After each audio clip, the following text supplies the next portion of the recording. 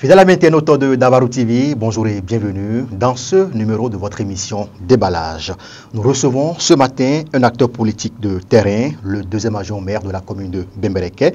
Avec lui, nous allons décrypter le nouveau code électoral voté et promulgué par le chef de l'État Patrice Talon, faire le bilan des 9 années de gouvernance du chantre de la rupture, évoquer les attentes pour la dernière année de son mandat et aborder également les enjeux politiques à l'approche des élections générales de 2026, sans oublier la vitalité du parti UPR dans la commune de Bembereke. Monsieur le maire, bonjour et merci de répondre à notre invitation. Bonjour, c'est un plaisir.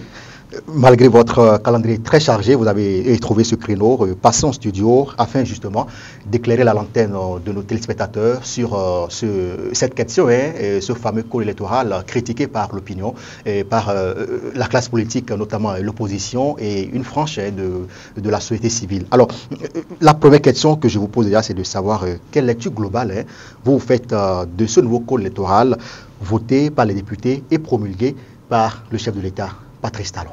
Merci beaucoup pour une fois encore de nous avoir donné cette opportunité de pouvoir quand même échanger par rapport à la situation politique générale et par rapport au code électoral. Tout à fait. Il est de bon ton que lorsqu'on veut gérer un pays, qu'on puisse avoir une vision. Et au-delà de cette vision, que la mise en application de cette vision-là puisse être bien orientée et selon un schéma bien défini. Et vous pouvez constater que depuis l'avènement au pouvoir du chef de l'État, Patrice Talon, tout se fait de façon méthodique. Tout se fait de façon organisée, bien planifiée. Et rien ne se fait au hasard. Le hasard ne fait pas partie du jeu politique avec Talon.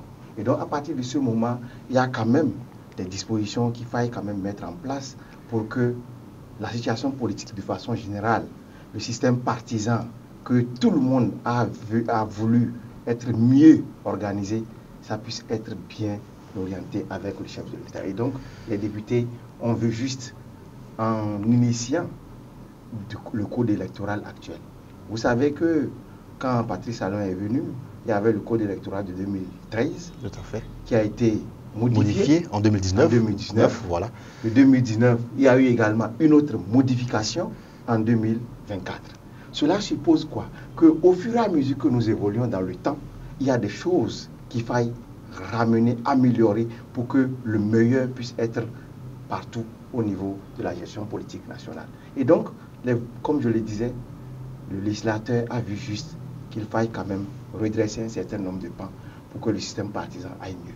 Voici la lecture globale que je peux faire par rapport au code électoral actuel. D'accord. Dans ce code-là, il y a eu des innovations qui sont apportées dans ce code nouvellement voté et promulgué. Alors, est-ce qu'on peut retenir en quelques points les innovations majeures contenues dans ce nouveau test? Les innovations majeures, comme tout le monde le dit un peu partout, dans un premier temps, c'est par rapport au mandat, en quelque sorte, des députés. C'est passé, au lieu de mandat de 4 ans, tout le monde sait que c'est devenu maintenant 5 ans. Et maintenant que c'est 5 ans, il faille quand même que celui qu'on veut élire, qu'il puisse respecter un certain nombre de conditions. Et donc, à partir de ce moment, on a voulu que ça soit au niveau de chaque parti, qu'on puisse atteindre un niveau de 10% pour chaque parti au niveau national. Et au-delà de cela, que chaque parti puisse quand même réunir au niveau de chaque circonscription électorale un taux de 20%. Là, on va revenir sur la question parce que je pense que c'est ça qui fait grincer les dents au sein de l'opposition et cette fameuse question de 20% par circonscription électorale. Alors, sur la question, est-ce que vous ne voyez pas quand même que cela sera compliqué pour les partis politiques sur le terrain afin d'avoir ces 20% au niveau des circonscriptions électorales pour pouvoir décrocher un siège au Parlement à l'issue des élections législatives? Aucune difficulté pour ma part. Aucune difficulté. Pour quelle raison je le dis? Oui. Aujourd'hui, à l'heure où nous sommes en train de parler, le nombre de partis enregistrés au ministère de l'Intérieur est de 12, avec le dernier parti qui vient de naître il y a quelques jours. Oui. Et donc, pour ce que je sais, pour ceux qui ont fait leur déclaration de façon officielle. Il y a 11 partis qui ont, de façon générale, de façon officielle, ont fait leur déclaration. De ces 11, 4 sont de la mouvance. Je dis bien 4 sont de la mouvance. Je n'ai pas dit 4 sont avec le chef de l'État, conduisent l'action gouvernementale. Et donc cela suppose que le reste, qui certains se sont déclarés directement comme des opposants, d'autres se disent oui, nous sommes des opposants mais constructifs, cela suppose que les gens peuvent se mettre ensemble pour quand même... Vous parlez d'une coalition là. Ou bien d'une alliance entre... Une fusion. Parlons de façon réaliste. Une fusion, parce que c'est ça que les autres partis de la mouvance ont eu à faire. Au niveau de l'UPR, près de 200 et quelques partis et mouvements se sont mis ensemble pour que l'UPR naisse, pour que l'UPR puisse continuer. Et avant les élections de 2023, il y a eu des fusions encore. Cela suppose quoi? Que la vision que l'on recherche à travers la représentation nationale des partis, tout le monde doit avoir ce curseur-là dans la viseur, dans son viseur. Voilà. Et quoi? Faire en sorte que chaque parti se dit fort partout où il se trouve, dans n'importe quelle circonscription électorale où il se trouve, dans n'importe quel arrondissement où il se trouve. Et donc pouvoir avoir des éléments permettant de pouvoir réunir les 20% qu'a demandé le code électoral. Ce sont les tests de la République, nous devons les respecter. Pour vous, jusque-là, ce n'est pas encore trop? Non, non. Faisons un petit calcul. Oui. Au cours des élections passées, tous les partis qui sont représentés aujourd'hui à l'Assemblée nationale ont pu passer le cap de 10%. Et pour la majeure partie du temps, ils sont passés le cap de 20%. Mais c'est vrai qu'aujourd'hui, les 20%, quand vous le ratez dans une circonscription électorale, c'est que vous perdez la représentation. Voilà. Vous perdez la représentation pas parce que vous êtes fort, parce que vous n'avez pas la reconnaissance nationale de tout le peuple. C'est ça, ça veut dire indirectement. Or, un parti est censé être représenté au niveau national. Et donc, partout où vous vous retrouvez, en temps normal, on doit vous retrouver avec des militants. Sur 100 personnes, vous devez avoir 20. C'est tout ce qu'on vous demande. Sur 100 militants que vous pensez avoir, si vous êtes effectivement les représentants du peuple, les représentants de la nation, on dit de la nation. Et donc, vous devez pouvoir avoir 20 sur les 100. D'accord. Monsieur le maire, de votre position, vous êtes membre du parti politique UPR. Supposons par exemple qu'à l'issue de ces élections en 2026, que voilà, l'UP n'arrivait pas, supposons à avoir ces 20% au niveau de toutes les circonscriptions électorales et que l'opposition arrivait quand même, je vais dire, à avoir ces 20% au niveau de toutes les circonscriptions. C'est dit que, est-ce qu'au niveau de l'UPR, on va encore dire qu'on reprend les élections ou bien voilà, on s'en tient à ça comme ça? Non, je ne pense pas qu'il faille reprendre les élections. Cela suppose que l'UPR n'est pas représentatif. Et c'est pour cette raison que le législateur a pensé autrement. Dire qu'au-delà des 10% que vous devez avoir, du fait qu'on souhaiterait que chaque parti puisse avoir 20% au niveau de chaque circonscription électorale, on a dit il y a possibilité de faire un accord de coalition parlementaire. Donc, et cet accord de coalition parlementaire, ce n'est pas le jour des élections que vous le faites. Ça veut dire quoi?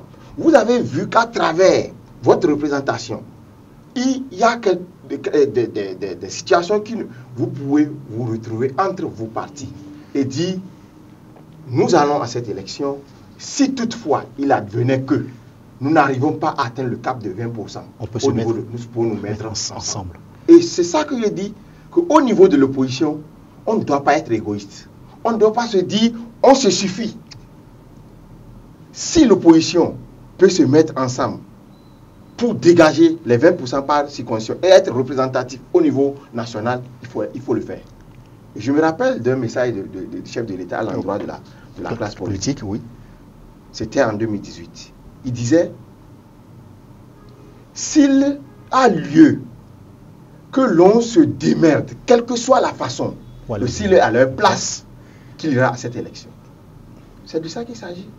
que des gens se battent, que des gens puissent développer des astuces, des méthodes, des stratégies. Parce que la politique, ce n'est pas aller seulement parler au peuple. Il faut développer des stratégies pour gagner le pouvoir. Donc vous pensez que l'opposition est dans une, voilà, je dirais, dans un combat l'opposition est dans une diversion totale. Mais c'est quand même une préoccupation légitime qu'elle... L'opposition est dans une diversion totale. De par le passé, oui. Des lois ont été votées. Et par ceux aujourd'hui qui sont en train de crier. Ceux qui étaient hier des opposants se sont battus pour quand même respecter ces lois-là et pouvoir aller aux élections. Ça a marché. Et donc, si chacun se met quand même dans une stratégie politique comme cela se doit, il n'y a pas de raison à penser que l'opposition ne pourra pas être à l'Assemblée nationale. Nous souhaitons qu'il soit à l'Assemblée nationale. Mais l'opposition, elle, se dit qu'avec ce nouveau code électoral, c'est que nous sommes en train de tendre vers une exclusion comme on l'a vu en 2019 également. Oh, il n'y a pas d'exclusion en fait. Et quelqu'un l'a dit, et je ne vais pas répéter, pour dire que gérer, c'est prévoir. Gérer, je me rappelle une expression qu'un de mes aînés m'a développée. Il m'a dit, en fait, conquérir le pouvoir est très facile, mais garder le pouvoir est très difficile. Il est difficile aujourd'hui à la mouvance de pouvoir garder le pouvoir pendant longtemps. Mais il est facile à l'opposition de pouvoir conquérir le pouvoir. Je vous l'assure. Et nous, en tant que membres de la mouvance, nous nous battons, nous affûtons tous les ans possibles pour la préservation, pour préserver ce pouvoir. D'accord. Donc, à vous entendre, monsieur le maire, pour vous, c'est que ce code électoral renforce la démocratie béninoise, selon vous, ou bien elle affaiblit? Ça permet de renforcer l'unité nationale. Ça permet de renforcer l'unité nationale. Parce que si je dis que ça renforce la démocratie, la définition de la démocratie, multitude de définitions. C'est vrai que c'est la gestion du pouvoir par le pouvoir pour le peuple et autres. Mais moi, je sais que quand on parle de la démocratie, quand vous allez aux États-Unis, c'est autre chose. Quand vous allez en France, c'est autre chose. Quand vous allez en Suisse, c'est autre chose. Et donc, je ne vais pas me baser sur la définition de la démocratie. Mais je dis que c'est pour le renforcement de l'unité nationale que ce code est mis en place. Et je souhaiterais que tous les partis puissent adhérer à cela et se battre pour que l'on passe effectivement au développement de notre pays. Que nous restions là à discuter sur la base des inutilités. Je pense que ça ne va pas avancer notre pays. Mais pour l'opposition, ce code affaiblit le... Non, la démocratie n'est pas affaiblie. Parce que la démocratie... Est-ce que vous savez, à l'Assemblée nationale, tout le monde ne peut pas y être? Tous les partis ne peuvent pas y être. Parce que peut-être les uns ne respectant pas la loi, peut-être les autres n'étant pas représentatifs au niveau national, et donc tout le monde ne peut pas y être. Et c'est parce que tout le monde n'y est pas qu'on va dire qu'il n'y a pas la démocratie. Non. Quand on fait une loi, ça frappe les uns et ça avantage les autres. C'est comme ça au niveau national. Donc, c'est que vous, à travers vos propos, vous demandez justement à l'opposition de se mettre dans les rangs, de se préparer pour les élections de 2026. Et oui, les élections de 2026, que l'opposition se dise nous sommes prêts à aller aux élections. Qu'on ne puisse pas se baser sur des situations qui ne vaut pas la peine pour dire qu'on ne pourra pas aller aux élections. Tout le monde doit aller aux élections. Maintenant, il faut respecter les conditions. Si vous ne respectez pas les conditions, ce n'est pas la mouvance qui a refusé que vous allez aux élections. Et donc, c'est la loi. Et donc, la loi est applicable à tout le monde. Voilà, monsieur le maire l'a dit, la loi est applicable à tout le monde, mais dans le même temps, l'opposition est en train de mener des démarches. L'opposition crie son ras-le-bol et demande à ce que ce code soit relu par les députés au Parlement. On attend de voir justement ce qui se passera avant 2026. On parle à présent de la gouvernance du président Patrice Talon, notamment son bilan de 2016 à 2025. 9 ans déjà que le chef de l'État a accédé à la magistrature suprême. Et monsieur le maire, de votre position, je vais dire, de membre de l'UP le Renouveau, vous avez vu tout ce qui a été fait durant ces 9 ans. Quel regard vous portez sur la gestion du président et Patrice Talon? Dans l'ensemble, positif. Dans l'ensemble. C'est vrai, l'on va dire, parce que je suis de la mouvance, je ne vais pas dire le côté négatif. Non. Le contraire. l'homme... Sûrement qu'il y aura de côté négatif. C'est sûr. Voilà, on va y revenir. C'est sûr. Mais dans l'ensemble, je vous assure, tout est positif. Et je l'ai dit au début de l'émission. Tout est fait de façon méthodique, bien planifié. Il n'y a pas de divagation. Il n'y a pas de hasard. Il n'y a pas de hasard dans cette gestion. Il n'y a pas de hasard. Si nous prenons sur tous les plans, de façon ordonnée à mon niveau, le niveau éducatif. Parce qu'aujourd'hui, il faut des hommes forts, bien éduqués, pour que le pays puisse se porter mieux. Tout à fait. Vous avez vu ce qui se fait? Vous avez vu la façon dont on a réorganisé le système éducatif? Vous avez vu la façon dont on est en train de recruter et de former ceux qui sont dans le système? Et donc, les choses sont en train d'évoluer méthodiquement. Des centres de formation sont créés de part et d'autre. D'autres sont en cours de création. Je peux dire, dans ma commune, au niveau de la formation professionnelle, des choses sont en train d'évoluer. Les écoles de INA et autres sont en train d'être renforcées. Où le curricula est en train d'être réorganisé pour que nous puissions avoir des hommes de qualité. Des gens qui, après avoir sorti de leur centre de formation, ils puissent aller directement à l'emploi. Donc, le système est bien réfléchi et bien pensé. Mieux, allons-y dans le secteur de la santé. Au niveau de la santé, aujourd'hui, personne ne peut me dire que rien ne se fait. Oui, dites-nous ce qui se fait. Mais ce qui se fait, c'est qu'aujourd'hui, les plateaux techniques sont pratiquement au point dans nos hôpitaux. Quand le chef de l'État est venu au pouvoir, il a estimé que des ressources sont mises à la disposition des citoyens pour être évacués, pour aller dans d'autres hôpitaux, pour être soignés. Il a dit, nous pouvons mettre ces ressources-là dans le pays pour construire un hôpital de rang international. Il l'a fait à Calavi. Il l'a fait à Calavi. Et quand vous allez là-bas, je me rappelle quand le patriarche Soglo est allé là-bas, mais il était hébété. Il se dit, mais c'est au pays que nous avons ça. Cela démontre de ce que tout est bien fait et très bien fait. Mieux, je vais prendre le secteur des infrastructures.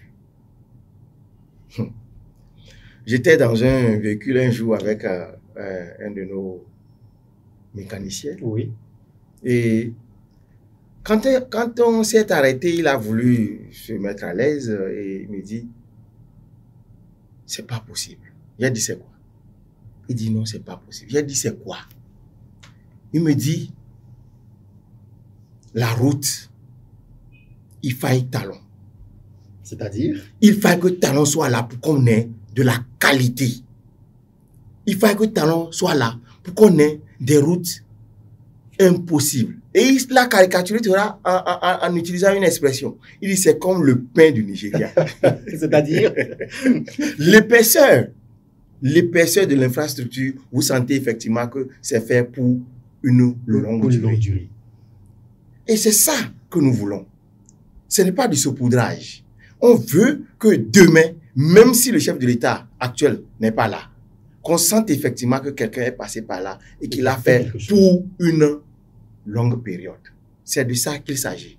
C'est de ça qu'il s'agit. Et donc, partout où vous allez, aujourd'hui, dans le service, vous voyez le citoyen qui devait quitter Malanville pour venir peut-être à Parakou ou pour aller à Cotonou pour recevoir son casier judiciaire. Vous voyez, il peut être dans sa chambre en ligne et demander. Il l'acte de naissance aujourd'hui, tout est sécurisé. Aujourd'hui, partout où vous êtes, on sait que vous avez une empreinte digitale. Ça, ce sont des avancées. C'est des avancées. D'aucuns peuvent dire que de par le passé, nous n'avions pas l'Internet et qu'on ne pouvait pas faire. Non, le Rwanda a eu l'Internet au moment où nous n'avions pas. Ça veut dire que le chef de l'État qui est là-bas a une vision. Et donc, ceux qui étaient là également pouvaient avoir cette vision et aller au-delà. Et donc, ce que nous sommes en train de dire, c'est qu'il y a de la qualité dans ce qui se fait. Il y a également une organisation autour de ce qui se fait. Et rien, comme je l'ai dit, je continue de le dire, ne se fait au hasard. Et rien ne se fait dans le bruit. Et rien ne se fait dans le bruit. Tout est fait. Vous voulez dire quoi par là? Tout est fait dans le calme. Il n'y a pas de vous êtes là pour annoncer quoi que ce soit. Dans ma commune, je me rappelle que nous avons fait des lancements de réalisation des voies pavées. Près de 4 lancements. Mais est-ce que les travaux ont été réalisés? Rien, il a fallu cet homme planificateur, bien organisé, méthodique, pour que les pavés soient réalisés dans la commune de Bembereke. Et c'est de ça qu'il s'agit, ce n'est pas autre chose. Nous ne sommes pas contre ce qui est fait dans le passé. Voilà. Ce qui a été fait dans le passé, nous ne sommes pas contre.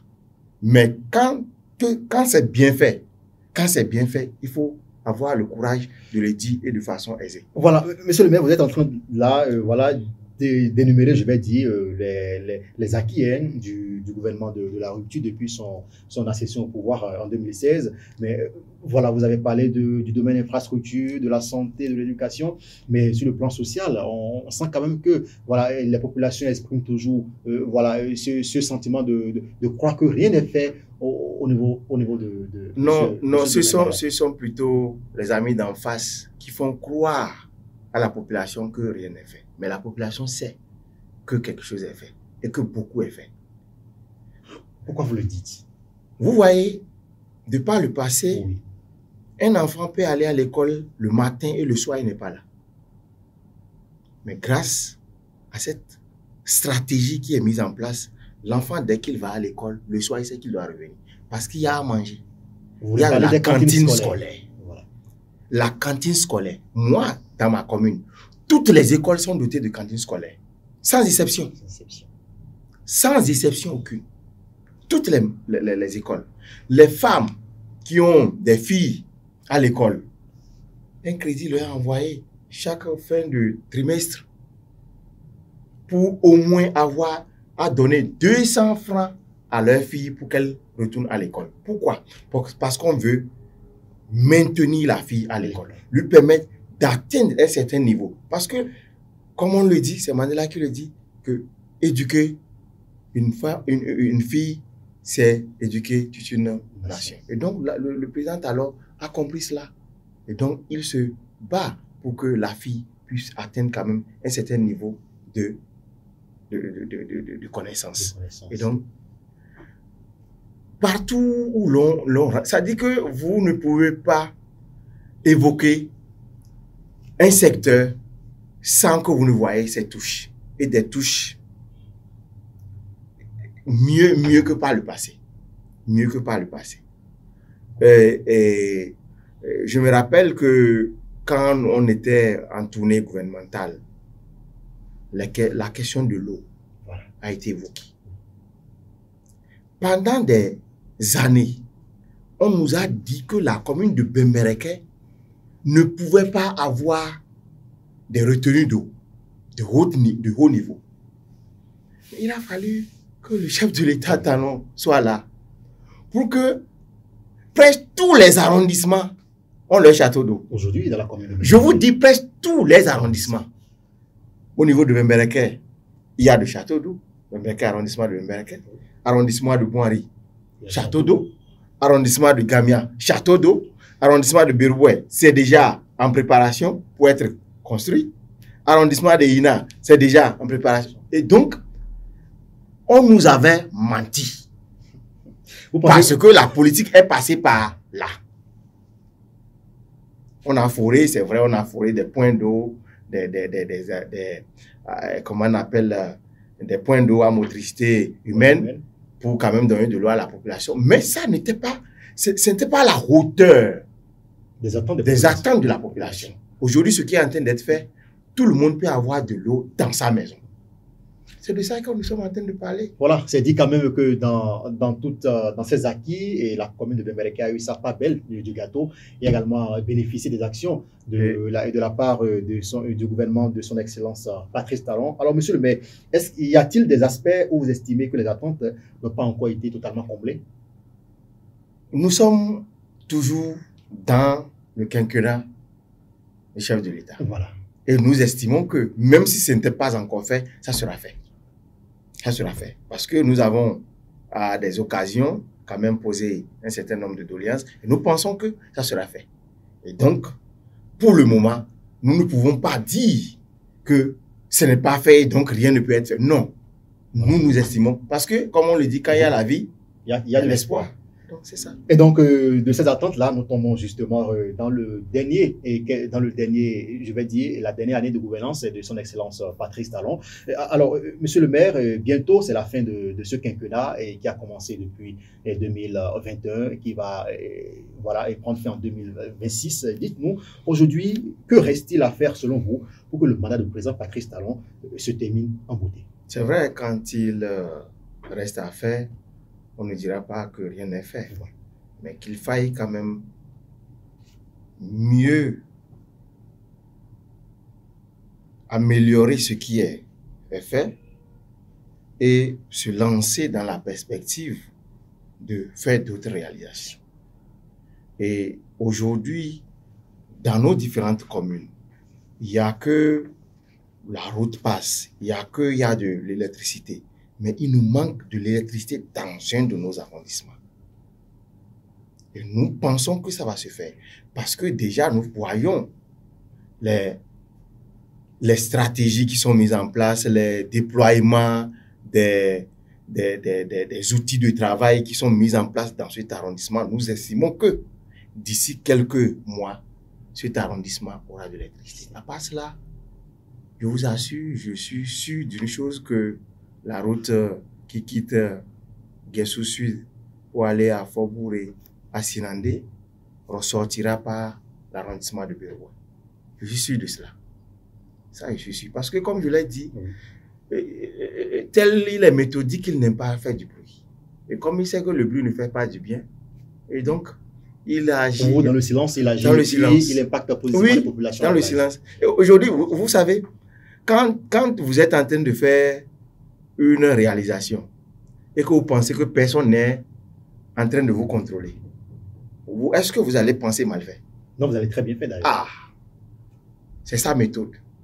C'est le principe qu'il a mis en place dès le début de son mandat. C'est ça qui conduit à ça. D'accord.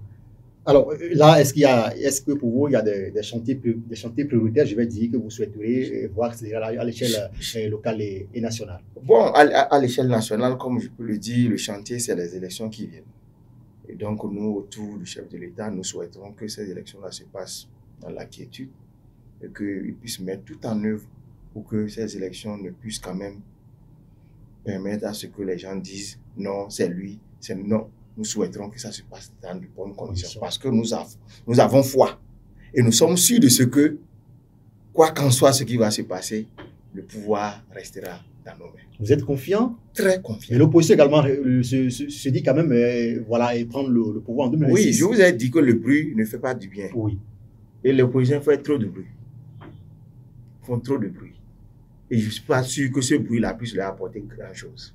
Mais l'opposition se dit qu'il y aura alternative en 2026 et que voilà, c'est elle qui va... Oui, l'alternative, ce n'est pas que ça doit passer d'un parti à un autre, ça peut être dans le même parti. Si le chef de l'État aujourd'hui, s'il doit partir en 2026, oui. Si quelqu'un vient, il y a alternance. Et donc, il n'y a pas forcément l'opposition. Non. Vous pensez que l'opposition n'est pas en pôle position pas pour le moment. Pas pour le moment. Pour conquérir le pouvoir d'État. Ce que je vais leur souhaiter, c'est d'aller mieux s'organiser. D'accord, d'aller mieux s'organiser. Et puis, on parle, monsieur le maire, justement de ces élections générales de 2026. Et voilà, et nous sommes déjà à un peu plus d'un an de ces élections. Et quels sont, selon vous, aujourd'hui, les principaux défis qui attendent les partis politiques au Bénin? Aujourd'hui, les principaux défis qui attendent les partis politiques au Bénin dans un premier temps, c'est de mieux connaître la loi. Ce que la loi veut, première des choses. Deuxième chose, mobiliser leurs troupes. Mobiliser leurs troupes et travailler comme cela se doit sur le terrain. Parce que il ne suffit pas de crier pour penser que l'on est aimé par le peuple. Il ne suffit pas de dire. Il ne suffit pas d'aller au chevet de ceux qui souffrent pour penser que on vous aime. Non.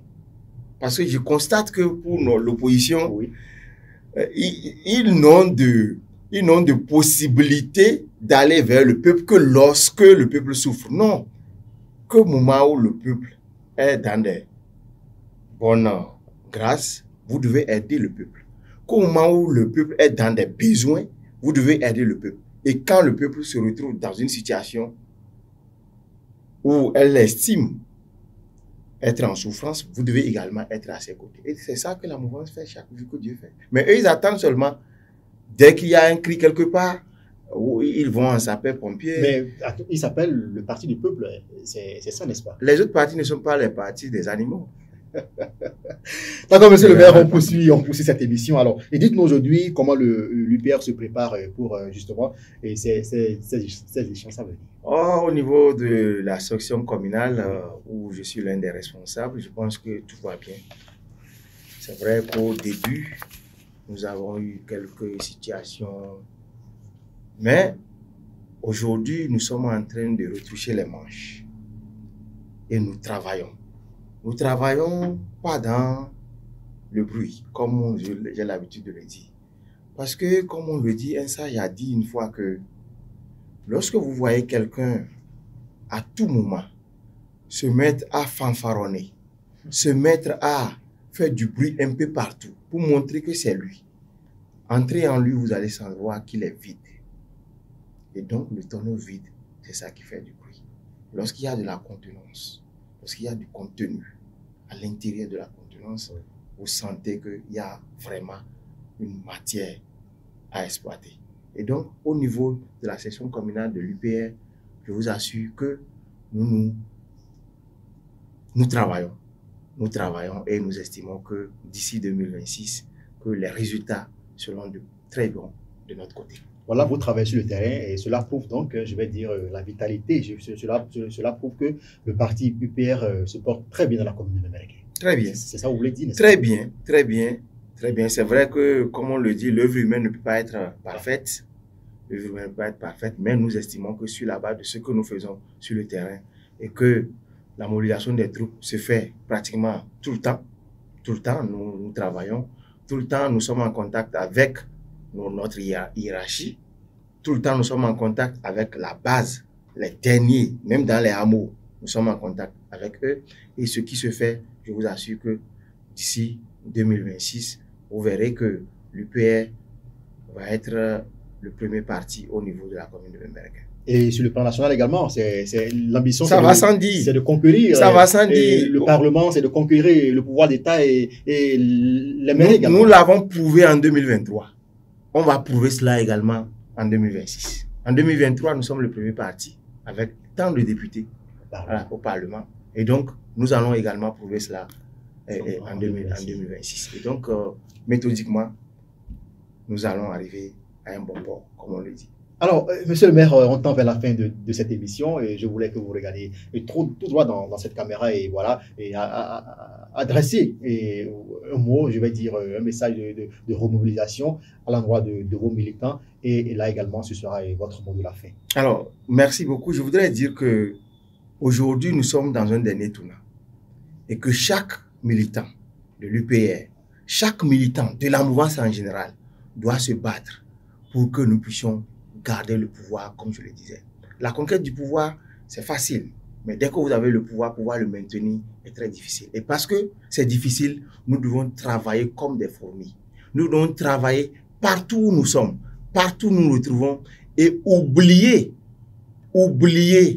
les railleries de nos amis d'en face. Oublier tout le bruit qui se fait de nos amis d'en face et dire que ce n'est pas dans le bruit que nous aurons le bien.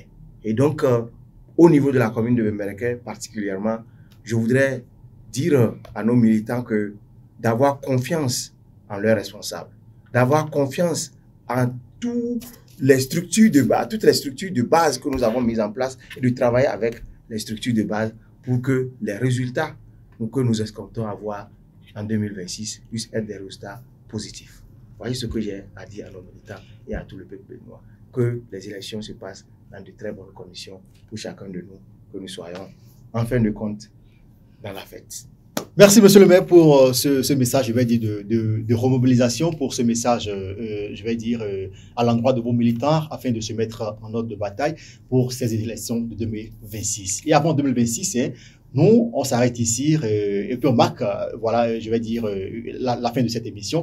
Merci d'être venu sur ce plateau pour partager hein, ce moment de plateau avec nous.